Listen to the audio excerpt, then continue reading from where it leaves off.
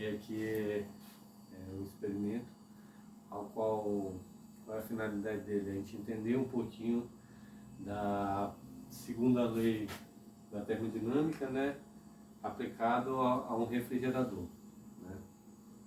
O que o refrigerador faz?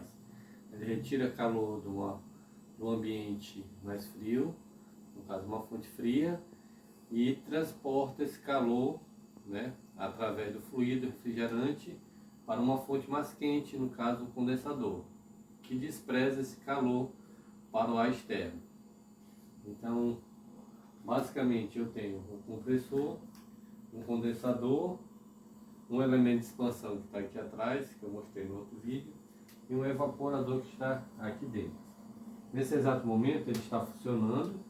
Eu tenho uma temperatura do ar que está a 0,6 graus Celsius e uma temperatura do ar próximo ao evaporador de -2, -1,9, e uma temperatura do ar externo 28,8, que é o ar que está circulando esse ambiente. Esse sistema é um sistema adiabático, ele não deixa passar calor do ar externo para o ar interno, onde está o ar refrigerado, sendo refrigerado.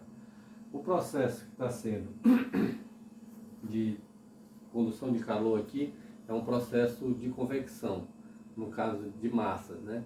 Eu tenho uma certa de massa de ar quente dentro desse sistema diabático, no qual ele está sendo refrigerado, abaixado a sua temperatura, porque ao passar pelo evaporador, que está a uma temperatura mais fria, o fluido que está circulando lá dentro, ele vai ceder calor, o ar vai ceder calor para o fluido que está passando.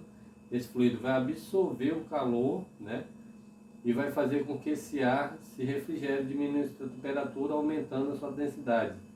E vai fazendo com que esse ar frio vá para baixo e o outro ar quente suba para a parte de cima. Então vai criar um movimento de massa de ar dentro, no qual esse ar em movimento dentro do evaporador, ele vai, onde ele vai passando, ele vai retirando o calor dos objetos que esteja lá dentro. No caso aqui, nós não temos nada, né? Mas a gente nota que tem um espaço aberto aqui, como se tivesse alimento, né? E essa massa de ar já está circulando aqui e fazendo essa troca de calor, né? Esse fluido ele vai ser aspirado, né, pela essa linha aqui, vai chegar nesse compressor a uma baixa temperatura e uma baixa pressão. Vocês podem notar que está bem frio aqui, ó, gruda até o dedo, ó. Gruda até o dedo. E esse fluido a baixa pressão e baixa temperatura, né, vai absorver calor desse compressor. Esse compressor vai fazer a compressão do fluido refrigerante, aumentando a sua temperatura e sua pressão, né? Vai passar pelo esse condensador no estado de vapor, no comecinho dele, no estado de vapor, a alta pressão e alta temperatura. Vai trocar calor com o ar externo, que está a uma temperatura de 28, 29 agora, né? Vai trocar calor com esse ar que está passando aqui e vai se formar líquido, né? Então, ao final do condensador, aqui, ó, vocês podem notar que eu tenho líquido passando. Esse é um visor de líquido, então o líquido passa aqui e vai para o elemento de expansão, que está lá no finalzinho aqui, que é o tubo capilar, né? Se vocês notarem, ó, eu tenho dois manômetros, um manômetro de baixa pressão, que vai estar lendo a temperatura e a pressão, e um manômetro de alta pressão, que está lendo a temperatura e pressão. Notem agora que o compressor parou. Mas parou por quê? Porque ele já alcançou a temperatura de set point, né? Então ele alcançou a temperatura de desligamento, que é a temperatura que eu quero que fique internamente no meu produto. Então, nesse exato momento, em funcionamento normal, eu tenho uma temperatura de condensação, né, de 44 graus Celsius, com uma pressão de 150 psi. É o que a gente pôde ver lá na hora que a gente passou lá. E uma temperatura de evaporação, que é que está evaporando dentro do evaporador lá, na parte de dentro, de 1 psi, e uma evaporação do fluido a -25. né? Para me poder alcançar um set point de menos 2,7. Então aqui nesse diagrama aqui eu tenho o trabalho realizado por esse compressor, né? Compressor. Eu tenho o condensador, né? O calor que está sendo rejeitado por esse condensador. Eu tenho uma válvula de expansão e eu tenho um evaporador, né? O calor que está sendo gerado por esse evaporador, no caso que está sendo cedido por esse evaporador. Então como é que funciona o ciclo? Eu tenho no meu visor de líquido aqui um líquido a uma baixa pressão e a uma baixa temperatura. No caso, essa temperatura de menos 25 graus Celsius é a temperatura que o fluido evapora depois desse elemento de expansão. Então ele evapora em torno de 70% líquido e 30% vapor.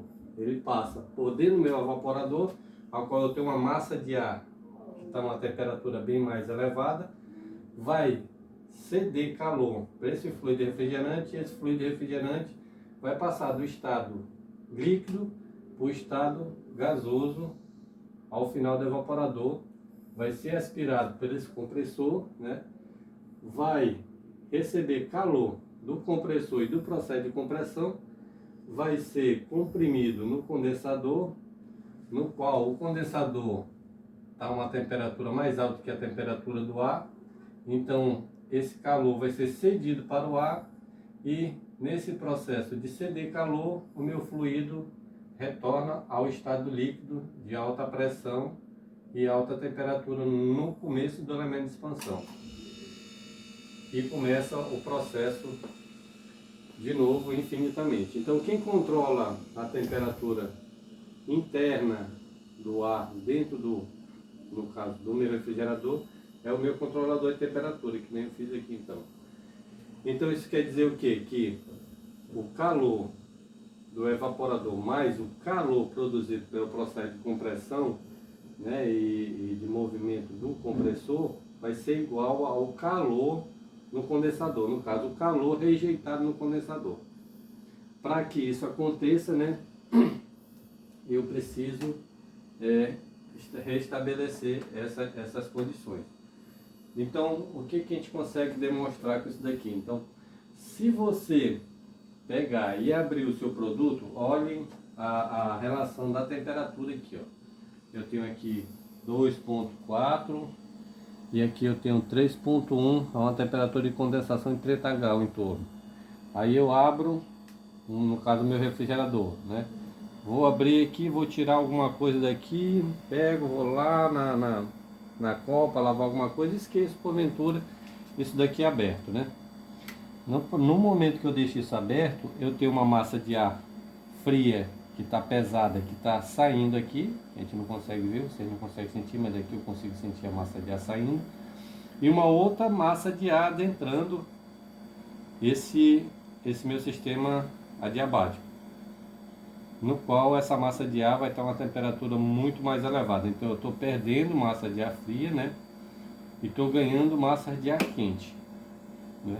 Aí eu venho aqui, fecho o meu refrigerador, mas aí eu lembro que não, está faltando mais alguma coisa, vou abrir de novo. Aí abre de novo. Esses movimentos de abrir e fechar um refrigerador diariamente sem um planejamento, ou então sem necessidade de que isso aconteça, isso é muito prejudicial para o sistema, né? E para a economia da família. Por quê?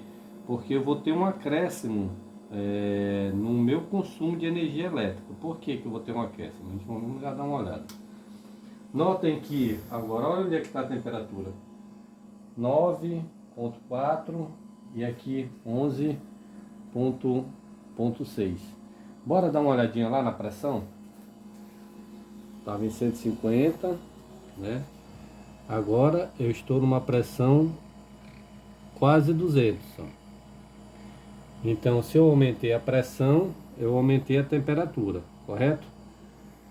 Então, a temperatura que está sendo cedida por meio externo é uma temperatura muito maior e uma pressão muito maior. Então, esse fluido refrigerante que passou pela aqui, ele não vai estar evaporando mais a menos 25, ele vai estar evaporando a menos 15. Então a menos 15 eu não vou conseguir fazer com que o meu fluido refrigerante consiga absorver a mesma quantidade de calor, né? No caso a mesma quantidade de massa de ar quente que entrou, numa mesma quantidade de tempo. Eu vou precisar de mais tempo desse sistema funcionando para poder eu alcançar a minha temperatura de set point, né? Notem que, ó, tá demorando baixar, ó. Tá demorando baixar a temperatura. É um ambiente pequeno, o compressor está bem dimensionado para esse sistema, então só esse fato de eu ter deixado aberto pouco tempo o meu refrigerador, né?